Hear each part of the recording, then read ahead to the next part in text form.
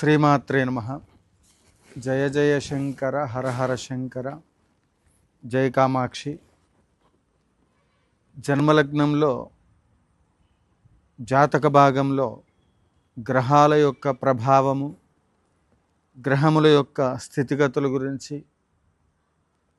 ఋషులు మనకు అందించినటువంటి యొక్క సాంప్రదాయములను, పెద్దలు అందించినటువంటి అనేక ప్రముఖ గ్రంథముల ఆధారముగా జ్యోతిష శాస్త్రంలో ఉండబడేటువంటి ఒక ఎన్నో అంశాలు చెప్పేటువంటి ఒక ఫలితాలు, జన్మ లగ్నమును అనుసరించి గ్రహాలు వాటి యొక్క స్థితిగతులు, అదే మాదిరిగా జన్మలగ్నాన్ని అనుసరించి తర్వాత జన్మలగ్నంతో పాటుగా జన్మ నక్షత్రాన్ని అనుసరించి దశలు, మహర్దశలు, అంతర్దశలు, సూక్ష్మదశలు, వాటితో పాటు రాశి ఫలితాలు, అదే మాదిరిగా పుట్టినటువంటి ఒక ప్రదేశము, ఆ కుటుంబంలో ఉండబడేటువంటి ఒక సభ్యుల యొక్క జన్మ నక్షత్రములు, వారి యొక్క జన్మజాతకములను వీటన్నిటినీ పరిశీలిస్తూ, వీటితో పాటు వ్యక్తిగతంగా ఒక్కొక్క వ్యక్తికి జన్మ నక్షత్రము, జన్మనామము, అదే మాదిరిగా అదే సమయంలో వ్యవహారిక నామము, మాసనామము, ఇవన్నీ కూడా బారసాల మహోత్సవంలో నిర్వహిస్తూ కొంతమంది జన్మ నక్షత్రాన్ని అనుసరించి ఆ నక్షత్రానికి వచ్చినటువంటి ఒక మొదటి అక్షరం ఏదైతే ఉందో దాన్ని అనుసరించి నామకరణం చేస్తారు. మరికొంతమంది వ్యవహారిక నామం, పెద్దల యొక్క పేర్లు, ఇష్టదేవతల పేర్లు, వాళ్ళకి తోచినటువంటి వాళ్ళకి ఏదైతే ఇష్టమో వ్యవహరించడానికి దాన్ని అనుసరించి ఆ యొక్క నామకరణం చేయడం అనేటువంటిది మనం గమనిస్తూ ఉంటాం.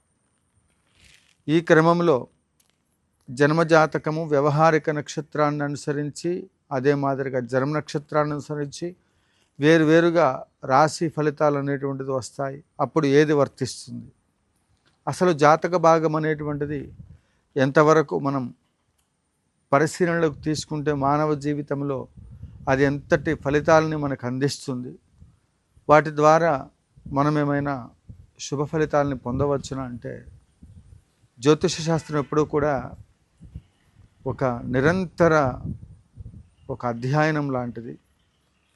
వాటి యొక్క ఫలితములు ఎప్పటికప్పుడు పూర్తి స్థాయిలో క్షుణ్ణంగా అధ్యయనం చేయడం అనేటువంటిది చాలా క్లిష్టమైనటువంటి ఒక అంశాలు ఎన్నో ఉంటాయి. జ్యోతిష శాస్త్రంలో ప్రధానంగా ప్రస్తుతం అందరూ చూసేటువంటి ఒక ఫలితాలు ఏంటంటే గోచార ఫలితాలు, జన్మ నక్షత్రాల్లో లేదా వ్యవహారిక నామాన్ని అనుసరించో దశలు, అంతర్దశలు, సూక్ష్మదశలు, అక్కడ దాకా కూడా పోవక్కర్లేదు. ఎక్కువగా రాశి ఫలితాలను అనుసరించి ఫలితాలు చెప్పేటువంటి పరిస్థితి. అది గోచార, జన్మలగ్న కొన్నిటి ఆధారంగా గ్రహాల యొక్క స్థితిగతులను అనుసరించి చెప్తూ ఉంటారు.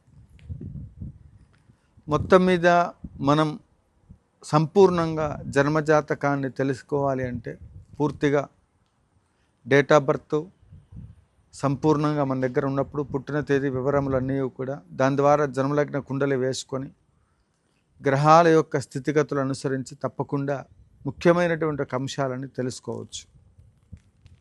దాంతోపాటుగా మనం ఏదైనా సమస్యలు, కష్టాలు, నష్టాలు అవి ఎందువల్ల వస్తున్నాయి, దేనివల్ల వస్తున్నాయి, ఏ గ్రహాల యొక్క ప్రభావం చేత మనం కష్టాలు అనుభవిస్తూ ఉన్నాం, ఒకవేళ సుఖాలు అనుభవిస్తున్నట్లయితే ఏ గ్రహాల యొక్క ప్రభావం చేత సుఖాలు అనుభవిస్తూ ఉన్నాం, ఆ సుఖము ఎంతవరకు ఉంటుంది, దీపం ఉండగానే ఇల్లు చక్కబెట్టుకోవాలి కదా, ఆ మాదిరిగా మనం మన యొక్క ఆ అదృష్టాన్ని ఎంతకాలం మనం అనుభవిస్తూ ఉన్నాం, తర్వాత కష్టాలున్నాయా, ఉంటే దానికి ముందుగా మనం ఈ సుఖమైనటువంటి ఒక అదృష్ట కాలంలోనే రాబోయేటువంటి ఒక కష్టాలను ఎదుర్కోవడానికి ఇప్పటి నుండే మనం ఎలాంటి జాగ్రత్తలు తీసుకోవాలి, ఇలా ఒక దిక్సూచిలాగా జ్యోతిష శాస్త్రం ఒక అద్భుతమైనటువంటి ఒక శాస్త్రంగా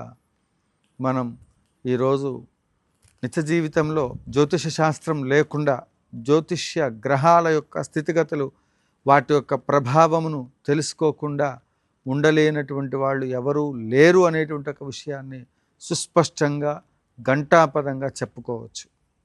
మరి అలాంటి జ్యోతిష శాస్త్రం ద్వారా మనం సరైనటువంటి ఒక ఫలితాలు పొందటానికి సంపూర్ణమైనటువంటి ఒక జాతక విశ్లేషణ సంపూర్ణంగా అందించటానికి ఎన్నో రకాలైనటువంటి ఒక వ్యయ ప్రయాసాలను ఎప్పటికప్పుడు రీసెర్చ్ చేస్తూ ఆ చెప్పేటువంటి ఒక ఫలితాల ద్వారా మనకి ఏదైనా అశుభ ఫలితాలు కనిపిస్తే దైవబలం చేత శుభ ఫలితాలు పొందటం ఎలాగా అనే మార్గంలో దైవాన్ని ఏ పద్ధతిలో ఏ అదృష్టాన్ని మనకి ఎప్పుడెప్పుడు ఏ గ్రహాలు అందిస్తాయో ఆ దేవతలను ఆరాధించటం ద్వారా మానవుడి యొక్క జీవిత విధానంలో మరి దురదృష్టాన్ని దూరం చేసుకొని అదృష్టానికి దగ్గరగా తన యొక్క జీవితాన్ని తనకు తానే మరి కృషి ఉంటే మనుషులు ఋషులు అవుతారు, మహా ఋషులు అవుతారు అని మరి పెద్దలు చెప్పినట్లుగా మనం కృషితో నాస్తి దుర్భిక్షం,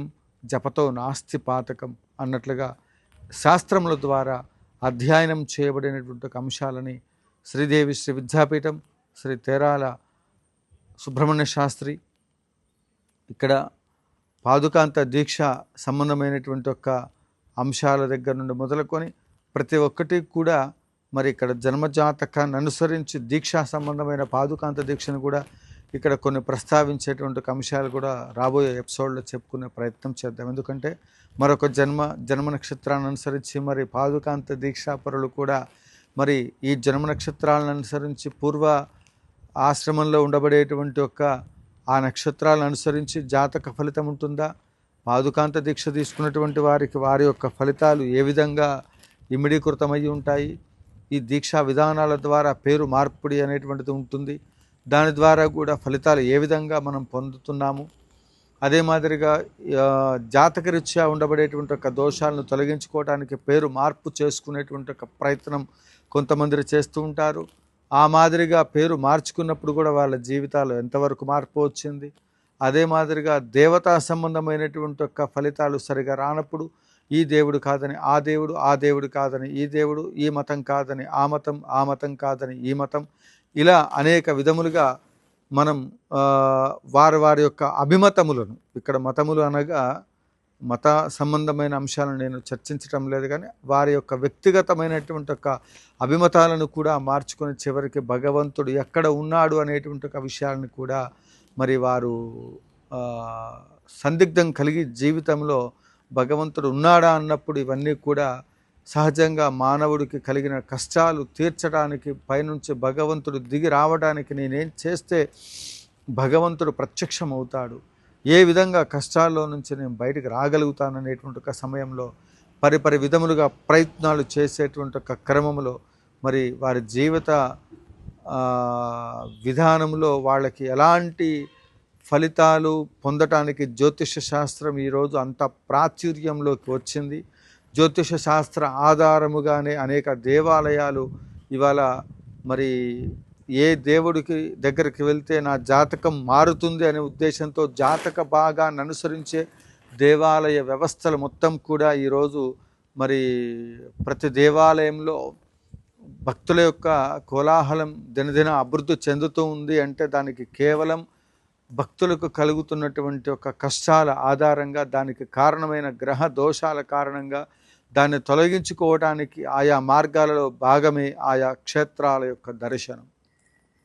ఏది ఏమైనప్పటికీ జ్యోతిష శాస్త్రంలో ఉండబడేటువంటి ఒక ఫలితాలని మనం తెలుసుకొని తద్వారా సంపూర్ణమైనటువంటి ఒక జాతక ఫలితాలు అందించటానికి మరి శాస్త్రంలో ఏం చెప్పబోతున్నాయి ఆ విషయాలను మనం తెలుసుకునేటువంటి ఒక ప్రయత్నం చేద్దాం.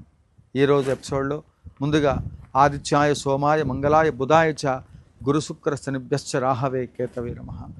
రవికి సంబంధమైనటువంటి ఒక సూర్యుడి యొక్క సంబంధించినటువంటి ఒక గ్రహాలు ఆ గ్రహం మిగతా గ్రహాలతో ఏ గ్రహాలతో ఏ విధంగా ఉంటే అని ప్రతి ఒక్కటి కూడా తెలుసుకునేటువంటి ఒక ప్రయత్నంలో భాగంగా అంటే రవిగ్రహంతో చంద్రుడు ఇలా జాతకంలో దశలు అంతర్దశల్లో అనేక రకాలుగా మొత్తం మిశ్రమాన్ని మనం ఏ విధంగా మనము ఒక జాతకాన్ని పరిశీలించాలనేటువంటి ఒక అంశాల్లోకి వెళ్ళినప్పుడు రవిగ్రహాన్ని గురించి మనం మాట్లాడుకుంటూ ఒక రవిగ్రహం గురించి ఏ విధంగా జాతక భాగంలో ఒక గ్రహాన్ని ఏ విధంగా మనం పరిశీలన చేసి ఫలితాలని ఒక్కొక్కటి వెతుక్కొని మన బుట్టలో సూపర్ మార్కెట్లోకి వెళ్ళినప్పుడు పోపు గింజలు ఎక్కడున్నాయి, అదే మాదిరిగా ఆయిల్ ఎక్కడుంది, వీటన్నిటిని తెచ్చి బుట్టలో వేసుకుని ఇంటికి వచ్చిన తర్వాత వాటన్నిటిని సదురుకొని వంట చేసేటప్పుడు ఆయా దినుసులన్నింటినీ కూడా ఏ వంట చేసేటప్పుడు ఏదైతే వాడుతూ ఉంటామో ఆ రోజు చేసుకునే వంటని అదే మాదిరిగా జాతక భాగంలో ఒక్కొక్క వ్యక్తి జీవితంలో తనకున్నబడేటువంటి ఒక సమస్యల ఆధారంగా